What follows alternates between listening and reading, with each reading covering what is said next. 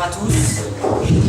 Que le Seigneur vous bénisse. Bonjour à tous les membres de l'Assemblée. Bonjour à tous nos invités qui sont là. On a la grâce d'avoir un pasteur des ADD aujourd'hui. C'est une bénédiction pour nous. Le Seigneur nous a fait vraiment beaucoup de bien hier. Vous avez eu quelques témoignages de tout ce que le Seigneur a opéré au milieu de nous. Dans ce premier jour de ce thème capital qui est la guérison des cœurs brisés, la guérison de l'âme blessée. Merci Seigneur. Donc le Seigneur a fait beaucoup de choses. On a vu beaucoup de frères et de sœurs, ils n'ont pas pu témoigner aujourd'hui, mais ils sont venus spontanément devant le Seigneur et ils ont déposé leur fardeau. Ils sont repartis pas tels qu'ils sont venus, ils sont repartis avec un fardeau en ôté, ils sont repartis avec beaucoup de joie. Et vous savez, ça c'est que le commencement.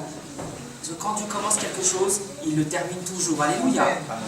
Le Seigneur n'est pas comme un homme qui laisse des fois des travaux inachevés. Quand Dieu commence quelque chose, il le termine toujours.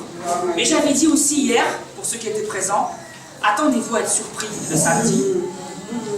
Pour ceux qui étaient là. Parce que j'avais dit, et je l'avais dit sans aucune provocation, ce que vous allez entendre le samedi, vous ne l'aurez jamais entendu. Je ne sais pas si vous l'entendrez encore une autre fois. Il n'y a aucune provocation de ma part. Mais moi-même, je me disais, Seigneur, est-ce que vraiment tu veux que je dise ça? Comment je vais faire? Est-ce que vraiment tu veux que je parle de ça? Donc, je vous propose de lire dans l'évangile de Jean, au chapitre 10. L'évangile de Jean, au chapitre 10. À partir du verset 7 à 15.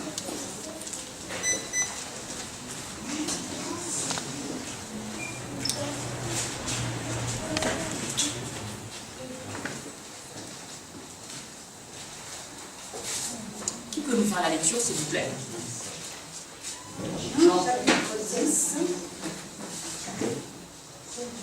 verset 10 à 15. 7. 7 à 15. Oui. Amen. Je n'ai pas la version seconde, c'est comme ça un peu. Amen. Verset 7 à 15. Amen. Amen. Jésus leur dit encore, en vérité, je vous le dis, moi je suis la porte des brebis. Tous ceux qui sont venus avant moi sont des voleurs et des brigands. Mais les brebis ne les ont pas écoutés. Moi, je suis la porte. Si quelqu'un entre par moi, il sera sauvé. Il entrera et sortira et trouvera des pâturages. Le voleur ne vient que pour voler et tuer et détruire. Moi, je suis venu afin que les brebis aient la vie et qu'elle l'ait en abondance. Moi, je suis le bon berger. Le bon berger donne sa vie pour ses brebis. Mais le mercenaire, qui n'est pas berger et à qui les brebis n'appartiennent pas, va venir le loup, abandonne les brebis et s'enfuit. Et le loup s'en empare et les disperse. C'est qu'il est mercenaire et qu'il ne se met pas en peine les brebis. Moi, je suis le bon berger. Je connais mes brebis et mes brebis me connaissent. Comme le Père me connaît et comme je connais le Père, et je donne ma vie pour mes brebis. Amen. Amen. Amen. Alléluia. Donc ici, dans ce passage, le Seigneur Jésus-Christ, il se présente comme le bon berger. Il ne fait pas simplement que parler. Quand il dit « je donne ma vie pour mes brebis », il illustre lui-même.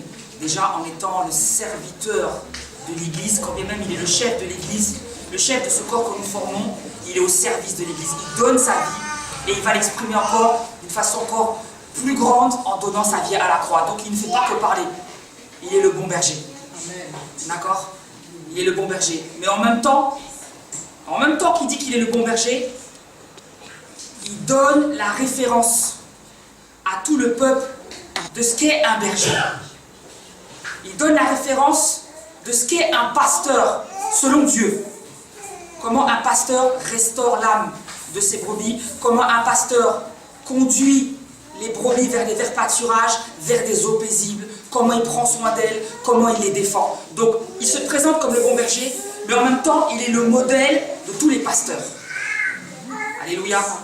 Et en même temps il donne cet avertissement. ceux qui sont venus avant moi sont des voleurs et des brigands. Mais moi, je suis le bon berger. Les voleurs et les brigands. Les voleurs et les brigands. Donc, ça fait déjà plus de 2000 ans que le Seigneur Jésus nous a prévenus que dans les églises, il y aurait des voleurs et des brigands. Ne soyez pas scandalisés, ne soyez pas dramatisés, ne dites pas comment ça se fait. Ça fait 2000 ans que le Seigneur nous a prévenus. Ça fait 2000 ans que le Seigneur Jésus a dit, méfiez-vous des faux prophètes qui viennent à vous en tenue de brebis, mais qui au-dedans sont des loups ravisseurs. Ça fait 2000 ans que le Seigneur nous a prévenus. Ne soyez pas scandalisés. Ne soyez pas scandalisés. L'apôtre Paul a dit en Actes chapitre 20, au verset 28, en quittant les églises, je sais qu'il viendra après moi, après mon départ. Des loups cruels qui n'épargneront pas le troupeau. Ne soyez pas scandalisés. Ça fait 2000 ans qu'on est déjà prévenus. Le voleur ne vient que pour dérober, égorger et détruire. Je te remercie d'avoir lu cette dans ta version, parce que les brebis est la vie et elle l'est en abondance. J'aime bien cette version, parce qu'elle dit que la vie abondante que Jésus propose, c'est-à-dire l'abondance, c'est pas la vie et l'abondance, c'est la vie qui est abondante. C'est ça la vraie traduction. L'abondance se rapporte à la vie. Le voleur ne vient que pour dérober, égorger, détruire. J'ai demandé un jour vraiment au Seigneur, pourquoi dérober, égorger, détruire? Pourquoi pas détruire, égorger, dérober? Pourquoi cet ordre? Le Seigneur m'a montré. Vous voyez, quand vous voyez une bande de brigands qui rentrent dans une ville, ils viennent, ils rentrent la nuit, ils attrapent les poules, ils ouvrent les loquets comme ça, ils attrapent les chèvres. D'accord? C'est-à-dire qu'ils sont venus pour dépouiller, ils sont venus pour voler. Mais il va y avoir une escalade dans la violence et dans la cruauté qui font que quand les gens vont sortir, nos poules, nos brebis, les voleurs les égorgent. Et à ce moment-là, il y a une escalade dans la cruauté. On viole même les femmes. Mais ça ne suffit pas. Il y a encore une escalade dans la cruauté. Jusqu'à ce qu'à la fin, ils mettent le feu dans les maisons, ils mettent le feu aux récoltes et qu'ils laissent la désolation. Dérober, égorger, détruire. Tout un processus de destruction pour qu'à la fin, il ne reste plus rien, qu'on n'entende que des lamentations. La Bible dit que le voleur vient pour dérober, égorger et détruire, et qu'il y a des pasteurs voleurs, que leur but se fait en 3 temps, pour dérober, égorger et détruire. Ne soyez pas scandalisés. Jésus nous a déjà prévenu. Je suis venu très simplement comme un simple frère. Premièrement, pour vous prévenir. Et deuxièmement, parce que vous allez vous dire, mais je ne comprends pas, frère Samuel, qu'est-ce que tu nous racontes là? Aujourd'hui, on parle des cœurs blessés, des cœurs brisés. De quoi tu nous parles? Justement, c'est eux qui sont souvent coupables de beaucoup de drames dans les cœurs des frères, dans les cœurs des sœurs. Et je veux venir au nom de Jésus pour que tous ceux qui ont connu toutes sortes de drames, dans toutes sortes d'églises, avec des pasteurs voleurs, qui sont venus pour dérober, égorger et détruire, pour qu'aujourd'hui ils soient restaurés au nom de Jésus-Christ. Si vous voyez ma petite tête de blanc, c'est exactement ce que je disais hier. Si vous voyez ma petite tête de blanc maintenant, et que vous vous dites, mais qu'est-ce qu'il est, c'est qui il est ce petit-là, qu'est-ce qu'il va faire, est-ce qu'il est capable de faire quelque chose? Je dis la même chose qu'hier, rassurez-vous, je suis capable de vraiment rien faire. Mais je vais m'appuyer sur le bon berger qui donne sa vie pour ses brebis et qui donne une vie dans l'abondance à ses brebis. C'est-à-dire, il restaure là où le voleur a pris, il vient rétablir et restaurer là où le voleur a pris. Alléluia. Regardez les cambrioleurs. Les cambrioleurs, quand ils rentrent dans une maison, c'est pas du jour au lendemain qu'ils fracturent la porte et qu'ils rentrent par la fenêtre. C'est pas du jour au lendemain. C'est ça ou pas? On envoie ça aux informations. D'abord, il y a un premier travail. On appelle ça le repérage. Le repérage. Il vient, il se met sa voiture en face. D'abord, quand c'est des petits immeubles de HLM, ça ne l'intéresse pas. Il va chercher les grandes propriétés. Quand il voit que c'est des belles villas avec des somptueux, il sait que là-dedans, il y a de l'argent. C'est là-bas que ça l'intéresse. Alors, il se garde devant et il attend. Il fait un travail, ça peut durer des semaines et des semaines. Quand il va frapper en 1 heure. Mais son travail de repérage peut durer des mois. Il va regarder quand est-ce que monsieur sort, quand est-ce qu'il rentre, quand est-ce que madame sort, quand est-ce qu'il rentre, est-ce qu'ils ont des contacts avec les voisins, est-ce que si je tape quelque part, est-ce que le voisin ne sera pas témoin? Il rôde. Il peut accompagner même le père de famille à la boulangerie, faire connaissance, parler. Mais à l'intérieur, c'est un lourd ravisseur. Il peut acheter son pain à côté de lui. Il rentre, et une fois il connaît tellement l'organisation de la famille, comme si lui-même il faisait partie de la famille. Il sait tout. Et à ce moment-là, il décide du lieu et de l'heure à laquelle il va frapper pour fracturer la maison. Il peut même des fois, comme ça arrive, on en entend parler, il se fait passer pour un plombier ou l'électricien, il met la tenue là, il rentre, bonjour madame, c'est le plombier, mais je ne vous attendais pas. Non, c'est juste pour une visite de vérification. Si la dame est un petit peu naïve, si le monsieur est un peu naïf, il va laisser rentrer. Madame, excusez-moi, j'ai besoin d'un torchon pour me laver les mains. Vous voyez, elle va chercher un torchon. En 2 temps, 3 mouvements, il regarde partout. Voilà où est le coffre. Voilà où est la fenêtre par laquelle je vais rentrer. Voilà les lieux, voilà le bureau, voilà la bibliothèque. La Bible dit qu'il y a des pasteurs voleurs.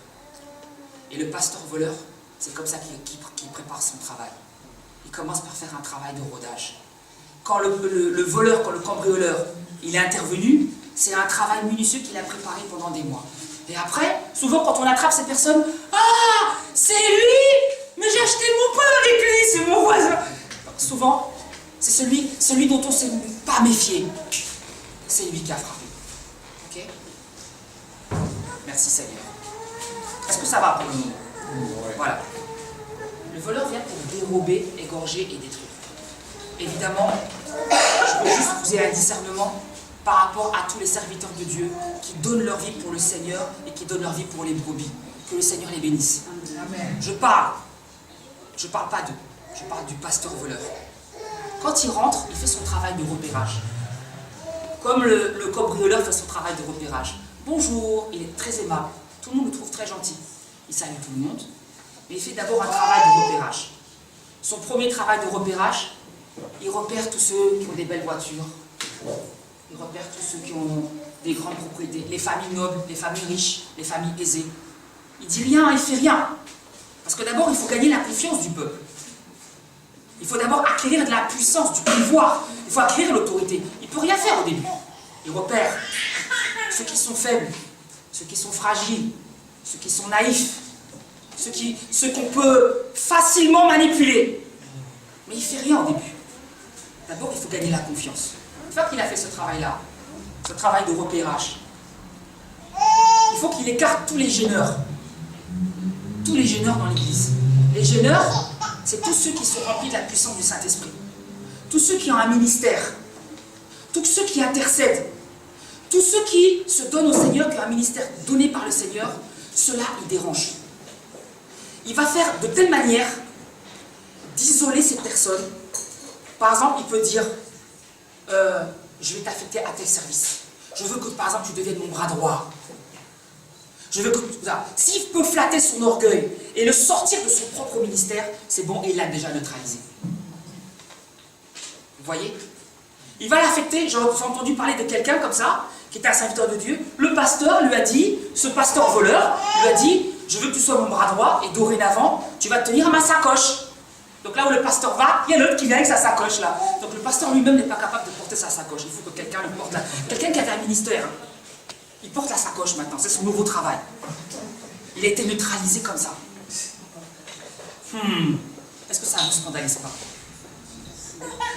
Mais souvent, nous-mêmes, quand on entend des paroles comme ça, on dit ça, jamais ça va nous arriver. Nous là, jamais ça va nous arriver. Mais il y en a plein qui ont dit que jamais ça allait leur arriver. Sauf que le pasteur voleur a pris la possession de ces assemblées. Il y en a plein qui disent que ça ne va arriver jamais. Il y en a plein qui étaient remplis du Saint-Esprit et qui disaient nous, jamais. Jamais. Et ces hommes, à la fin, ils ont pris la domination, un asservissement total sur le peuple de Dieu. Et je suis venu pour vous prévenir. Peut-être que jamais on ne vous en parlera plus jamais, mais je suis venu pour vous prévenir, au nom de Jésus-Christ. Mais, ne faites pas attention à ce que je dis. Si ce que je dis n'est pas conforme aux Écritures, je vous en prie, faites-moi m'asseoir et que je ne prenne plus la parole ici au milieu. Si ce que je dis est conforme aux Écritures, écoutez et faites attention. Amen. Ok. À partir de là, une fois qu'il a gagné la confiance de l'Assemblée, le temps de la prédication ne va pas lui servir pour annoncer la parole de Dieu, mais ça va être un discours qui va lui permettre d'asservir le peuple. C'est une espèce de propagande, il ne veut pas en faire les disciples du Seigneur, il va en faire des adeptes de sa paroisse. Des adeptes de sa paroisse, des gens qui lui sont soumis, pas au Seigneur, mais à lui. Donc cette prédication, ça va tourner sur quoi? L'obéissance absolue au Seigneur, ce qui est la vérité. Mais l'obéissance absolue au serviteur de Dieu, aveuglément. Sous-entendu, lui-même. À un tel point, à force de parler de ça, que le peuple, quand il va rentrer dans l'assemblée, c'est pas la crainte du serviteur de Dieu qu'on a, le respect qu'on a, c'est une frousse, une frayeur terrible. Là, il a étendu ses ramifications petit à petit, mais il n'est encore qu'à la première phase. Il n'est encore qu'à la première phase, où il voit jusqu'à quel point on est capable de lui obéir. Et c'est pas encore terminé. Une fois qu'il a bien dégagé tous les ministères et qu'il a neutralisé tout le monde, pourquoi il neutralise tous les ministères? Pour attirer l'attention sur lui. Donc il est capable de faire la prédication, la modération. S'il y a des prophètes dans l'assemblée, des prophétesses, qu'est-ce qu'il fait? Il va demander à la modératrice, quand tu fais la modération, accélère, accélère, accélère, il faut que tout soit comme à l'armée. De telle manière à ce qu'il n'y ait jamais des temps calmes, il n'y ait jamais des temps de simplicité, de calme, où les prophètes peuvent se lever pour parler de la part de Dieu. Non, non, non, tout est comme ça. Le prophète ne peut pas parler. Et si jamais un jour, le prophète peut parler, alors il va faire une prédication sur les faux prophètes, le châtiment qui est réservé aux faux prophètes, pour que le prophète il tremble comme ça, pour qu'il ne se lève pas. Technique de Satan. Technique de Satan. Le pasteur voleur, il prend tout son temps, mais il n'est encore qu'à la première phase. Et quand il est arrivé à la fin de cette première phase, et que tout le monde lui est bien asservi, et que tout le monde lui est bien soumis, vous voyez, le voleur ne vient que pour dérober. La première chose qu'il dérobe, c'est la parole de Dieu. Parce qu'au lieu de prêcher sur la croix, sur la victoire, la puissance de la résurrection qui est en Jésus-Christ, tout ce qui fait la force du chrétien, il va parler de l'obéissance, faites ci, faites pas ça, faites ci, faites pas ça, faites ci, faites pas ça. Il ne va pas parler de la grâce. Faites ci, faites pas ça, faites des œuvres, faites des œuvres, faites des œuvres, faites des œuvres. Pour qu'à la fin, toi-même, quand tu rentres dans le temple, tu es tétanisé. Est-ce que même je suis encore sauvé même? Parce que les prédications ne tournent même plus sur le salut, ne tournent même plus sur la grâce, ne tournent même plus sur tout ce qui fait la force du chrétien. Et à un moment, le Seigneur, il avait dit, il y en a, dans les temps de la fin, ils auront l'apparence de la piété, mais ils ont renié ce qui en fait la force. Ils ont renié ce qui en fait la force. Et là, une fois que maintenant, tout le monde est bien discipliné, alors il va passer à la dernière phase. Il a déjà dérobé la parole, il a dérobé la paix dans le cœur des fidèles, il a dérobé même le salut. Il a dérobé même le salut. Peut-être pas chez tous. S'il y en a un qui sont rebelles, c'est bon, il a suffisamment de domination. Tu es un rebelle, je vais t'excommunier, tu vas être mis sous discipline, tu vas... On le fait voir comme la personne la plus terrible, la plus dangereuse. Ça y est, il est capable de faire ça, parce que déjà, il a suffisamment assez d'autorité. C'est pas l'autorité, c'est de la domination. Et quand c'est terminé, alors là, il passe à la phase 3. La phase 3 va commencer à prêcher, à prêcher, à prêcher, abondamment, abondamment, abondamment, abondamment sur les 10 000 offrandes. Abondamment, abondamment sur les 10 000 offrandes. Lundi, s'il vous voit toute la semaine, le lundi il va prêcher sur donnez et il vous sera donné. Mardi, jette le pain à la surface des eaux et à la fin tu le récupéreras. Mercredi, il vient. Il y a plus de bonheur à donner qu'à recevoir. Jeudi, il vient. Ce que l'homme a semé, il le moissonnera. Vendredi, Abraham a donné la dîme à Melchisédek. Samedi, apportez à la maison du trésor toutes les dîmes. Et dimanche, l'or et l'argent appartiennent à Dieu. Oh. Un travail de sape, un travail d'intense persécution, d'intense, c'est-à-dire un travail au corps, comme on dit chez les jeunes. Pour qu'à la fin, le peuple, quand il vienne, la seule chose qu'il pense, c'est combien je vais donner, qu'est-ce que je vais faire, qu'est-ce qu'il va me dire. Il ne va plus prêcher maintenant sur Jésus, sur notre merveilleux Sauveur, de la façon dont il nous a aimés, si c'est les vrais pour nous. Même s'il va parler d'un thème comme ça, vous allez voir, hein, même s'il va dire, je sais pas, un thème c'est Jésus le prince notre salut, il va parler du salut pendant 5 minutes, et après, comme par hasard, il va déborder sur la dîme et les offrandes. Il a commencé, il y a un panier pour les dîmes et les offrandes, un panier pour la rénovation du temple, un panier, ah oui, parce qu'il faut aider les missionnaires au pays là-bas. Vous savez, les missionnaires, ils sont morts de faim, on va faire un panier pour les missionnaires. 3e panier, bah. Ah, vous savez, dans telle église, ils n'ont pas de temple. On va les aider, mes frères. On a un nouveau projet. 4e panier. Les paniers qui montent comme ça. À la fin, il y a plus de paniers que de fidèles.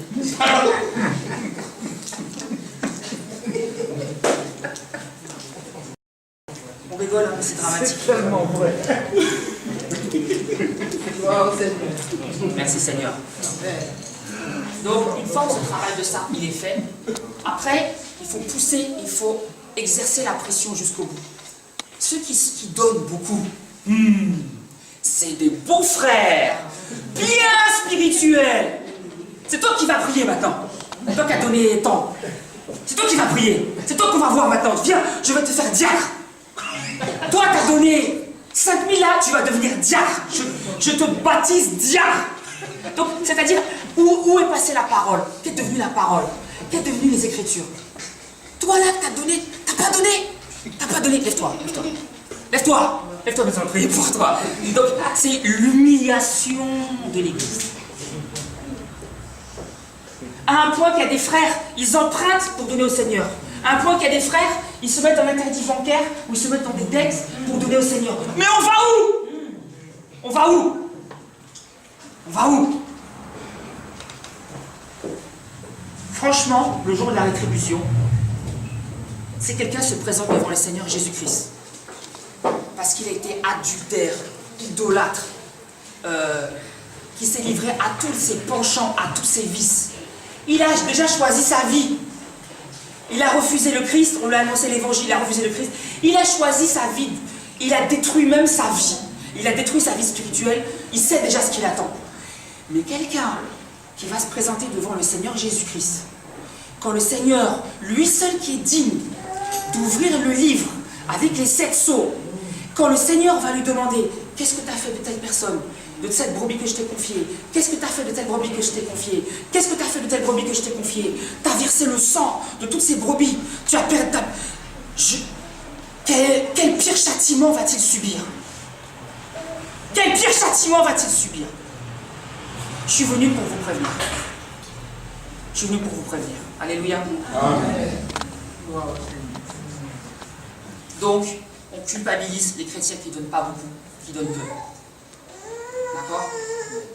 Celui qui donne, c'est-à-dire à la fin, on arrive dans des dérives, plus personne, c'est-à-dire plus personne ne fait attention à la parole. Je te fais la prière parce que je te fais la prière de selon ce que tu as donné. Tu as donné. Qui veut donner 500? Qui veut donner 500? Donc il y en a qui n'ont pas, hein. Mais comme on flatte l'orgueil des gens, qui veut donner 500? Qui veut donner? Moi, tu vas voir, je vais te donner la bénédiction de celui qui a donné 500. Où est la parole? Où est la parole? Bon, ceux qui n'avaient pas donné 500, c'était les meilleurs, ça. Qui veut donner 400? Donc c'est-à-dire on n'est plus à l'église, on est aux enchères, quoi. On est aux enchères. C'est la vérité. On est aux enchères. Aujourd'hui, je voudrais prier, à la fin du culte, pour tous ceux qui ont été scandalisés par les pasteurs voleurs. Tous ceux qui ont vu des choses, qui ont entendu des choses, qui n'auraient pas dû voir, qui n'auraient pas dû entendre. Merci Seigneur. Donc, on a même des prières qui sont payantes. On a même des prières qui sont payantes. On a les séminaires. Merci Seigneur pour ce séminaire. Il est marqué entrée libre et gratuite. Parce que le Seigneur nous a dit, ce que tu as reçu gratuitement, tu le donnes gratuitement. Non, séminaire 150 €. Droit d'entrée 50 € avec un guichet là. Sinon tu repars. La personne est désespérée. La personne désespérée, elle a entendu dire que Jésus guérit les cœurs brisés. Son cœur est brisé. Non, tu repars. T'as pas 50 €.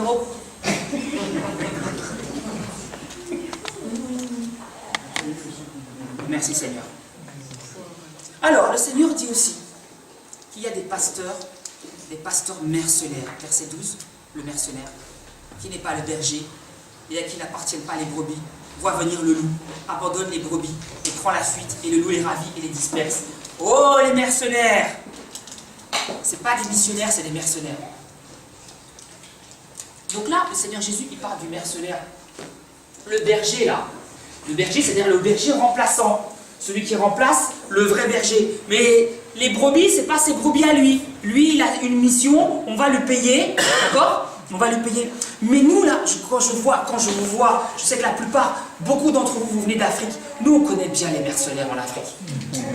On connaît bien que tu viennes du Congo, que tu viennes de l'Afrique de l'Ouest. On connaît les mercenaires. Ça nous parle plus qu'un berger mercenaire, un soldat mercenaire.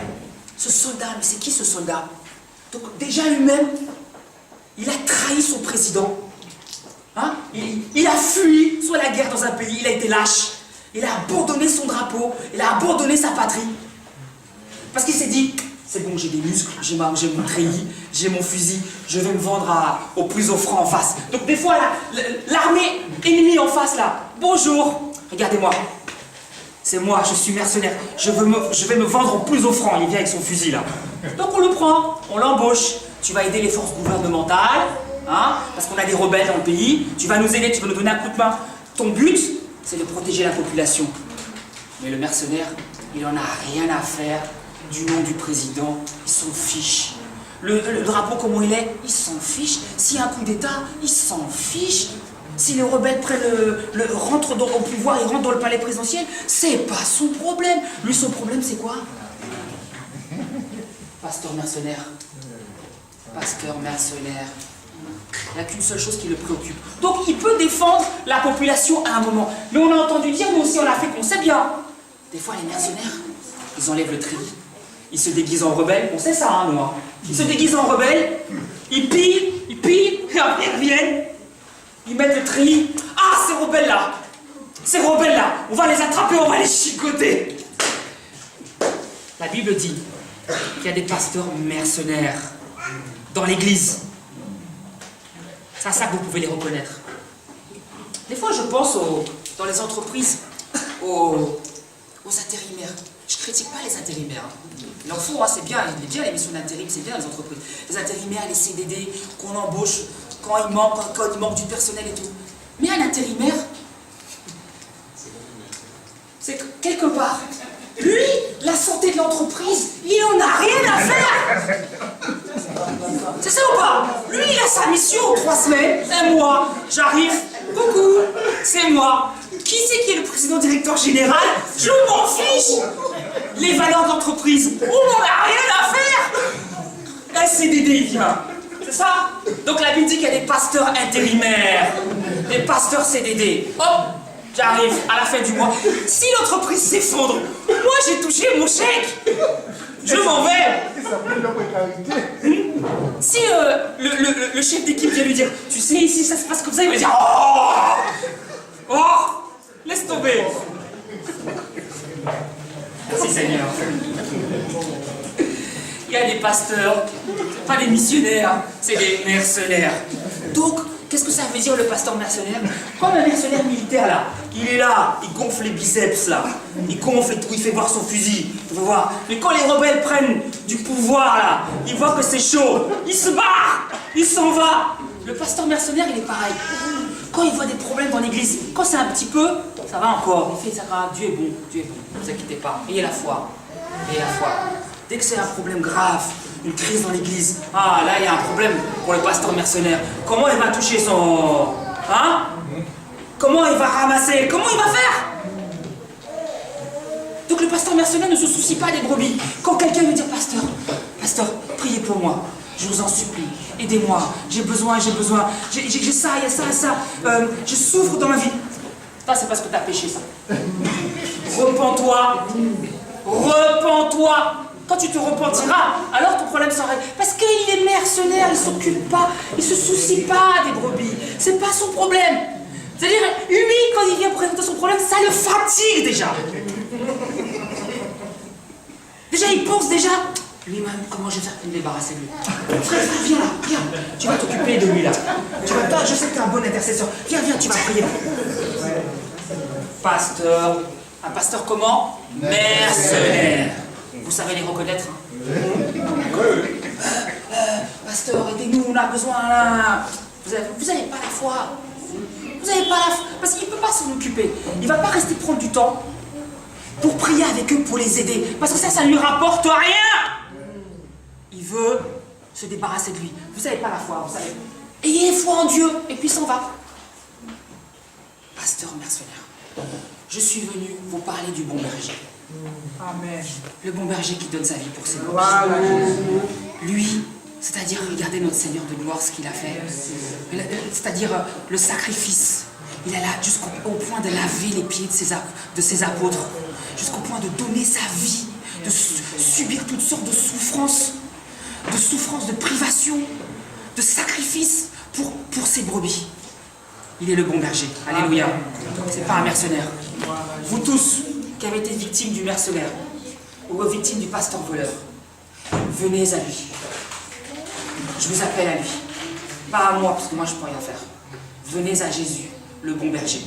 Alléluia. Amen. Je vais vous parler du châtiment qui est réservé aux pasteurs voleurs et aux pasteurs mercenaires. Parce qu'aujourd'hui on a enregistré. Et je bénis le Seigneur pour ça. Peut-être qu'un pasteur voleur ou un pasteur mercenaire qui entend, il va me dire, mais qui est ce petit blanc-bec là, qui me parle là, qui me dit ce que j'ai à faire, qui me laisse pas tranquille dans mes affaires. Je vais quand même t'aider. Je vais quand même t'aider et je vais te dire ce que la parole de Dieu dit. Jérémie 23. Jérémie 23. Jérémie 23. Je vous lis Jérémie 23, partie du verset 1 à 4. Il est écrit: Malheur aux pasteurs qui détruisent et dispersent le troupeau de mon pâturage, dit l'Éternel. C'est pourquoi ainsi parle l'Éternel, le Dieu d'Israël, sur les pasteurs qui paissent mon peuple. Vous avez dispersé mes brebis, vous les avez chassées, vous n'en avez pas pris soin. Voici, je vous châtierai à cause de la méchanceté de vos actions, dit l'Éternel. Et je rassemblerai le reste de mes brebis, de tous les pays où je les ai chassées. Je les ramènerai dans leur pâturage. Elles seront fécondes et multiplieront.